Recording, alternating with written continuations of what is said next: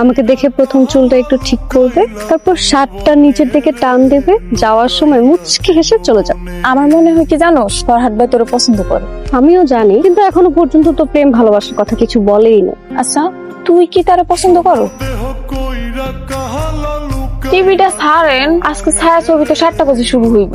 এখনো তো 7টা বাজে নাই। ভাল লাগে না, খালি তাল বাহানা করো। তুমি বুঝো না, নিপা ভাবিতেও না হে নাই, আর নিপা ভাবি নাইলে ওস্তাদের টিভি ছাড়বো না। তুমি ভাবি ডাকতেছো কেন? ফরহাদ ভাই আজ পর্যন্ত ভালোবাসার কথা কইতে পারছেনি পারে?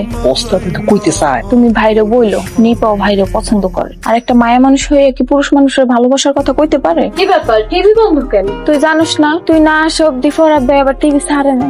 তুই না সব সময় একটু বেশি বেশি কথা কস কেন? সারাটা জীবন এই জায়গায় দাঁড়াই না থেকে মনের কথাটা কইয়া দেন। এই লন, এই সিরিটা আজকে যেমনক দিবেনি। আমিও সেটাই ভাবছি, বুঝছস, বাংলা ছায়াছবি নায়ক আলমগীরের মতো নিপার সামনে গিয়ে বলবো, নিপা আমি তোমায় বুক ভরা ভালোবাসা দিয়ে আগলে রাখবো, আমি তোমায় বিয়ে করে লাল শাড়ি পরিয়ে আমার ঘরে তুলে নিয়ে যাবো। বাস শুধু এইটাই কইবেন, এরপরে বিয়ে অব্দি লয়ে যাওয়া পর্যন্ত দায়িত্ব আমার আমার কিছু বলবেন? না, বলবো না। ওস্তাদ কইয়া ফেল।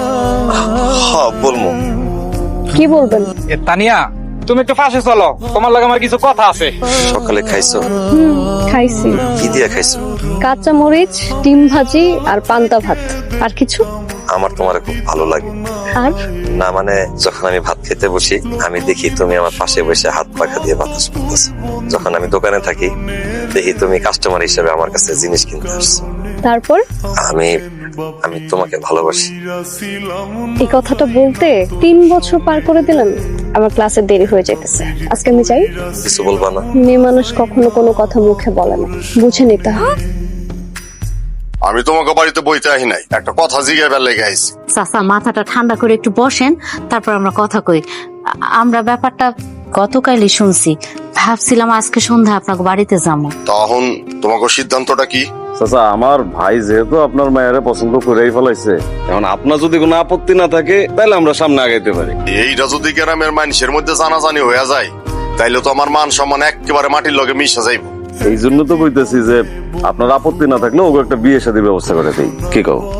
চাচা, আপনি আমার দেবরে বিশ্বাস করে মায়াটা আমাকে বাড়িতে দেন।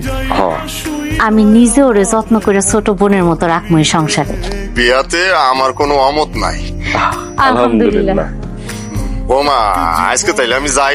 সামনের মাসে ধর আমার বিয়েটা পাকা। আলহামদুলিল্লাহ আলহামদুলিল্লাহ। ওস্তাদ, আপনার বিয়ের ভিত্তি কিন্তু আমি সেই একটা ডান্স দেমু, আর বিয়ের যত কাম আছে সব কাম আমি একলাই করে আলাম। আরে মিনু ভাই, আমার কি সৌভাগ্য, মিনু ভাই আমার দোকানে আইছে। মিনু ভাই বসেন। থাক বসতে হইব না। তাছাড়া নিজের দোকানে বইসা থাকা আর দাঁড়ায় থাকা একই কথা, এতে আমার মান সম্মান নষ্ট হইব না। ভাই নিজের দোকান বলতে? দেখো ফরহাদ, তোমার ভাই 2 বছর আগে জমি বন্ধক রেখে টাকা নিছিল আমার কাছ থেকে, এটা কি তুমি ভুলে গেছো? ভাই সেই জমি তো আমি আপনারা বুঝাই দিছি ওই সময়ে। আপনি তো 2 বছর ধরে ফসল তুলতেছেন, এখন সমস্যাটা কি? না, সমস্যা তো তখন হয় নাই, সমস্যা তো এখন হইছে।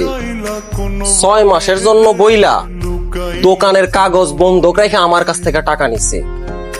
8 মাস হয়ে গেছে, এখনো আমার কোনো টাকা পয়সা দেয় নাই। হিসাব অনুযায়ী তো দোকান এখন আমারই। এটা কেমন কথা মিনু ভাই? দোকান তো আব্বার নামে লেখা ছিল। ফারুক ভাই আমাদের সংসারের শেষ অবলম্বনটুকু বন্ধক রাখছে? না, ফারুক ভাই কামটা করতে পারে না।